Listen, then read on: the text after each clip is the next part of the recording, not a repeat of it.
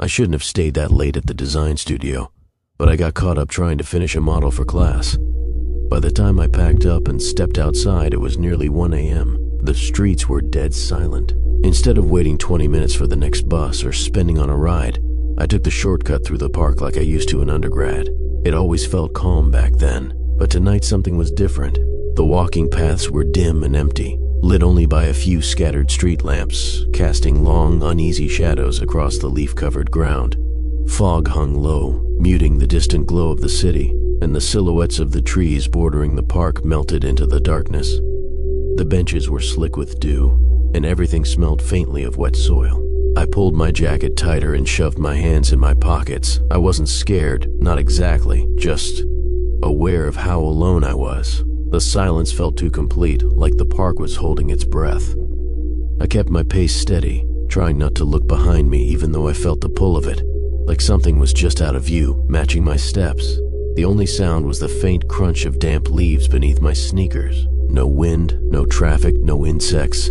Just my footsteps and the occasional soft creak from the trees at the park's edge. I told myself not to be stupid, but the unease was creeping in, subtle as a draft. Then I heard it, faint, almost playful, a whistle, just 4 notes, evenly spaced, like someone casually announcing themselves. I stopped. My breath caught in my throat as I scanned the path ahead, then behind. Nothing. Empty trails in every direction. Maybe it was another student cutting through, someone drunk or just being weird. I told myself that. Still, I didn't call out or whistle back. I just started walking again, a little faster this time, pretending I hadn't heard it. But I had, and it was following me now. I knew it. A few minutes passed without another sound, and I almost managed to convince myself it had been my imagination. Maybe I'd heard a bird or a gust of wind moving through a broken pipe. I even slowed down a bit, trying to breathe normally. That's when it whistled again, clearer this time, like it was closer. Same 4 notes, but now it had a mocking tone, as if repeating my own tension back at me. I stopped cold. The path curved ahead, and the lamp at the bend flickered slightly, like it was struggling to stay awake. I looked into the trees, but saw only a thick wall of black and shifting shadows. My mouth felt dry. Against my better judgment, I whistled back, just once, a shaky attempt to sound unbothered. Silence followed. I stood there, straining to hear anything. Then, after a long beat, the whistle came again. Not once, but twice. The exact same pattern, repeated back at me, from 2 different directions. That's when I realized I didn't recognize where I was. I'd walked this path dozens of times before, but something about it now felt wrong. The trees pressed closer to the trail than I remembered, their branches arching in as if trying to block the sky. The street lamps, once a comforting rhythm of light, seemed scattered and far apart, their glow barely cutting through the thickening mist. I pulled out my phone to check the map, but the screen wouldn't turn on. It was fully charged when I left the studio. I turned around, intending to go back the way I came, but the trail behind me curved in a direction that didn't make sense. Like the layout of the park had shifted while I wasn't looking. My heart started to race. The air felt dense and cold, clinging to my skin. Somewhere in the darkness between the trees, I heard movement, deliberate and slow, like someone keeping pace just out of sight. I walked faster, keeping my eyes on the path ahead, trying not to think about the sound I'd heard or how the park seemed to twist around me. The fog was thicker now, creeping up past my knees and muting everything around me. I passed a bench I could have sworn I'd seen earlier, though the metal frame was bent like it had been hit or warped by heat. The whistle came again, this time much closer and clearer from just beyond the next cluster of trees. My skin crawled. It wasn't random anymore. It was purposeful, like a call waiting for an answer. I didn't respond. I couldn't. Every instinct told me to stay quiet. I picked up the pace and focused on the ground in front of me, stepping over roots that hadn't been there a moment ago. I thought I heard footsteps matching mine, light and careful. When I stopped suddenly, they stopped too. I stood completely still, waiting, but the only thing I could hear was the sound of my own breathing getting faster. I finally saw an opening in the trees to my left, a narrow dirt path I didn't remember, but I took it anyway, anything to get off the main trail. The trees here were packed tighter, their limbs hanging low like they were listening. My footsteps were muffled by the moss-covered ground, and the further I went, the colder the air became. Then I noticed something up ahead, a faint blue light flickering between the trees. For a moment I felt relief, thinking maybe it was a street light or someone with a flashlight, but the light didn't stay still. It pulsed like it was breathing, moving deeper into the woods as if trying to lure me forward. I stopped walking. Behind me, the whistle came again, long and low, almost coaxing. I turned slowly and caught movement in my peripheral vision, something tall slipping behind a tree, too fast to fully register.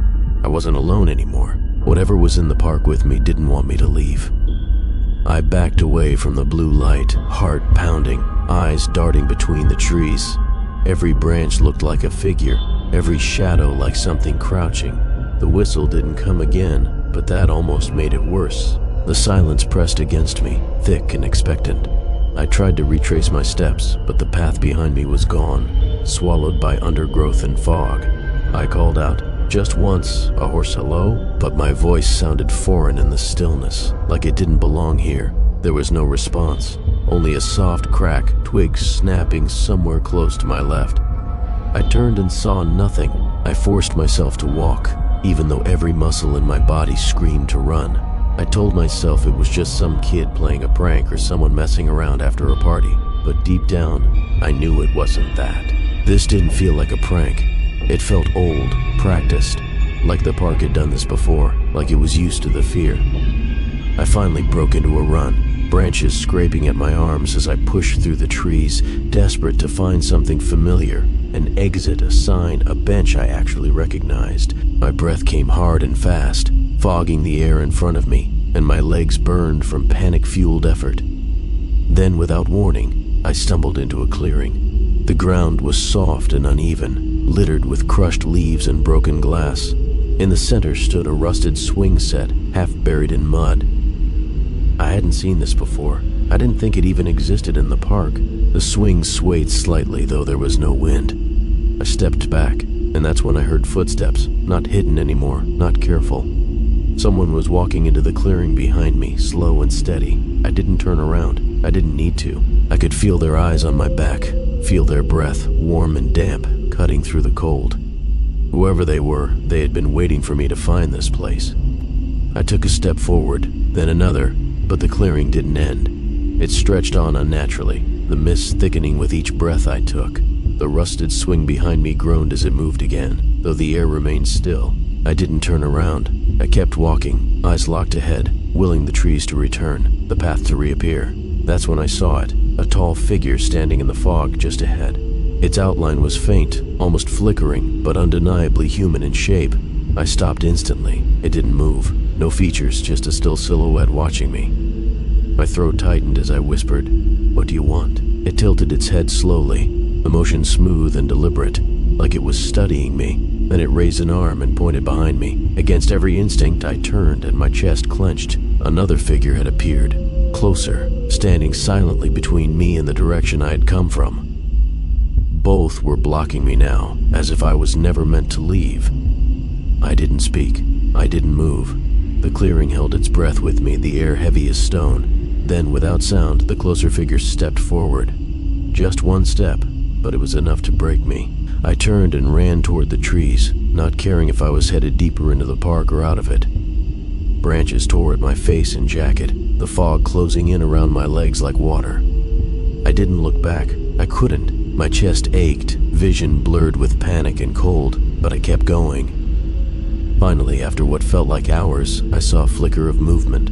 Headlights, a road. I burst through the tree line and collapsed near the curb, gasping, limbs shaking. Behind me, the park stood silent and still, like nothing had happened. When I looked back, there were no figures, no fog, just a quiet patch of trees under flickering street lamps. I've never gone back, but some nights I hear the whistle outside my window, always the same notes, always waiting for an answer. She walked through the urban park at night, her hands deep in the pockets of her long black jacket. The damp chill of evening air licked at her legs, the hem of her skirt brushing against her calves as she kept a steady, cautious pace. Every crunch of her boots on the scattered leaves echoed louder than she expected, amplified by the oppressive silence. The lamps lining the narrow path flickered unevenly, their sickly yellow light falling away into long shadows. She kept her eyes forward, though her shoulders tightened and her head dipped slightly, instinct urging her to be small, unseen. Behind her, the faint rustle of leaves grew louder, too deliberate, too close. Her pulse quickened as she gripped her phone inside her pocket, fingers cold and trembling. A low breeze shifted, carrying with it a faint, unfamiliar scent, metallic, sharp. She exhaled, shaky and uneven, as the hairs on the back of her neck prickled. She fought the urge to glance over her shoulder, forcing herself to keep her pace steady. The path ahead narrowed, flanked by a dense tangle of low shrubs and towering trees. Street lamps grew sparser, their dim light swallowed by thick shadows. Somewhere behind her, the crunch of a footstep echoed faintly, a deliberate, measured sound, pausing whenever she slowed. Her heartbeat pounded louder, her breathing ragged in her throat. She quickened her stride, clutching her phone tighter, though it was still silent, no messages or calls. The sensation of being watched intensified, crawling across her skin like static. She felt her knees threaten to buckle, but she kept moving. The breeze shifted again, carrying a subtle whiff of cologne, one she didn't recognize. Her fingers tightened into fists, nails biting her palms. She wasn't imagining this. Someone was following her, keeping pace just beyond the reach of the light. The narrow trail bent sharply, leading her into a darker stretch of the park where the trees seemed to close in, their branches tangled like fingers clawing at the sky. She heard it again, a faint footstep crunching leaves just behind her, followed by a quick scuff, as if someone had stumbled and caught themselves. Her breath hitched, pulse surging in her ears. She risked a glance back, but the path behind her was empty, shrouded in thick shadows and the flicker of dying streetlights. She started to jog, her sneakers slipping slightly on the damp ground. The cool night air pressed against her throat, thick and heavy. The thought of calling for help crossed her mind, but her voice felt lodged in her chest, strangled by fear. The footsteps behind her quickened in response, perfectly mirroring her own. Her steps became clumsy, her legs shaking as panic clawed at the edges of her mind, tightening around her like a vice. She veered off the trail, ducking between two twisted tree trunks that arched over her like a gate, hoping the dense undergrowth might slow down whoever was following. The cold, damp leaves brushed against her legs, snagging on her pants, but she kept pushing forward. Her breath came in sharp gasps, fogging in front of her in the night air. The park, once familiar and quiet, felt foreign now, like it had shifted while she wasn't looking. A low crack echoed behind her, someone stepping on a fallen branch. She didn't look back. She couldn't. Her hands trembled, her legs burned with the strain of moving faster than she ever had. In the periphery of her vision, a flicker of movement, a shadow ducking behind a tree. Her pulse surged, panic rising like bile. She tried to keep her steps light, but the undergrowth made every movement loud, almost broadcasting her location. The realization hit her hard. Whoever was back there wasn't just following, they were hunting. She burst out onto a narrow service road that cut through the park, her shoes skidding against the damp asphalt. For a moment she thought she was safe. The open space felt like a reprieve from the suffocating forest. But then she heard it again, the quiet, deliberate footsteps, closer now. She ducked low and darted behind a row of trash bins lined up against a fence. Her legs trembled, muscles tight from the sudden sprint. From her hiding spot she could hear the breathing, low and steady, almost too controlled, like the person behind her knew she was there but wasn't in a hurry. The shadows shifted as the streetlights overhead flickered weakly, casting long, distorted shapes across the pavement. The air felt colder, heavier. She didn't dare peek around the bins. Instead, she pressed herself against the cold metal and tried to quiet her breathing, her mind racing with a single thought: how much longer before he found her? The footsteps slowed, then stopped altogether. She held her breath, listening hard, but the only sound was the rustling of dry leaves stirred by a faint breeze. For a moment, she convinced herself he might be just behind the bins, waiting for her to make a move. Her heart hammered in her chest, echoing so loudly it drowned out even the faint creak of distant swings from the playground. Every muscle tensed, begging her to run, but her legs felt glued to the ground. Then, faintly, the sound of shoes scuffing against asphalt returned, slower now, almost a shuffle, like he was circling, searching. The silence between each step stretched unbearably, each second turning into agonizing minutes. her breath caught in her throat. If she could just stay hidden, maybe he'd give up. But as the footsteps edged closer, hope slipped away, replaced by cold, bone-deep dread. He wasn't rushing because he knew she had nowhere to run. She glanced quickly over her shoulder, heart pounding fiercely in her chest, but saw only a shadow slipping silently between the thick trees. No face, no clear shape, just a dark blur gliding through the misty undergrowth. Panic tightened her chest like a vice, sharp and immediate. She swallowed hard, forcing herself to pick up her pace, boots crunching loudly on the gravel path, the sound echoing unnaturally in the heavy stillness. Every instinct screamed at her to run, but she resisted, afraid to give him the satisfaction. Above, the street lamps flickered faintly, casting long, twisting shadows that seemed to reach out and claw at her legs as she hurried forward. Her phone buzzed suddenly in her pocket. No signal, the screen remaining black and lifeless. Alone, trapped and watched, the park had become a cage, and he was the hunter stalking her every step, waiting for the moment to strike. The path curved sharply ahead, disappearing into a cluster of ancient oaks whose gnarled branches tangled overhead like grasping fingers. She hesitated for just a moment, heart hammering in her ears, then forced herself onward, the weight of unseen eyes pressing down heavier with every step. Her black jacket clung damply to her skin as a chill settled in, the cool night air thick with a silence that felt anything but empty. Somewhere behind her, the soft crack of twigs snapped sharply, like deliberate footsteps following the rhythm of her own. She dared not look back, knowing the figure would always be there, just beyond the reach of the streetlights, an ominous silhouette lurking in the shadows. Her breath formed small clouds in the cold air, each exhale trembling with growing dread. The urban park, once a refuge from the chaos of the city, was now a maze of darkness and fear. I broke into a desperate run, breath ragged and sharp in the cold night air, with only the faint glow of distant city lights barely piercing the dense darkness of the forested park around me. The winding path beneath my feet was uneven, scattered with slippery roots and wet leaves that threatened to trip me with every hurried step. Behind me, the slow, steady footsteps followed, calm, deliberate, unyielding, like a predator stalking its prey. Panic surged in my chest, but I forced my legs to push harder despite the burning in my lungs. Every shadow seemed to stretch, every rustle in the bushes felt like a warning. I dared not look back, yet the unseen presence pressed down on me, driving me deeper into the tangled maze of the park.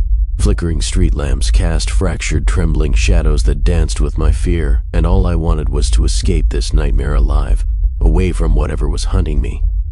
I didn't stop running until I was well past the park's edge, and the harsh glow of streetlights washed over the dark paths behind me. My breath came in ragged gasps, my legs trembling from a mixture of adrenaline and exhaustion that made it hard to keep moving. I glanced back once, the shadows where the trees met the pavement now empty, no sign of him or any figure lurking in the darkness. But deep down I knew he was still out there somewhere in the night watching, waiting for the next chance. The silence pressed in tightly as I finally reached the safety of my apartment building and slammed the door shut behind me, locking it with hands that shook uncontrollably. That night, I lay awake, every small sound from outside making my heart race, too afraid to close my eyes. I never told anyone exactly what had happened in that park, but the fear stayed with me, an unseen shadow that followed me even in daylight. The park had changed, so had I.